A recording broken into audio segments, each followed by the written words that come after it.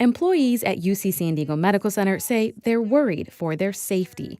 Registered nurse Shannon Cotton says hospitals like hers are limiting the use of protective masks known as N95s to certain situations, but she's pushing for all employees to have access. Because that is what we need to keep ourselves protected so we can continue caring for our patients. A UCSD spokeswoman says they are not short on N95s now, but that could happen if medical staff are unnecessarily using them.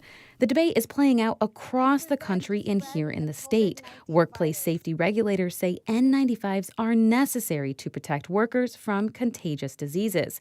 But as shortages grow, the CDC says loose surgical masks are an acceptable alternative. The disagreement surged online when UCSD Medical Center physicians created a petition for the federal government to release its stockpile of equipment. More than 1 million people signed within just days. But here in San Diego, Public Health Officer Dr. Wilma Wooten says the county's supply of N95s is okay. So I can tell you 100% assurance that for N95 masks, there is no supply issue there. She says what they're struggling with here is gowns, gloves, and goggles. Even so, the county's Medical Operations Center head, Rob Sills, says the county is meeting supply requests from local facilities. I don't think a day's gone by since the last week of November that I have not spoken to an emergency manager for one of our healthcare systems, and they are getting what they need. But at Family Health Centers of San Diego, CEO Fran Butler-Cohen says that's not the case.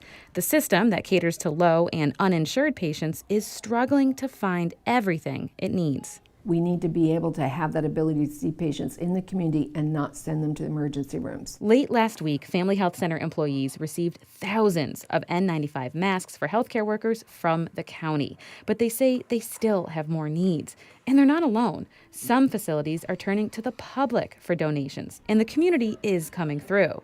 But more supplies help because no one knows how long the pandemic will last. Taryn Mento, KPBS News.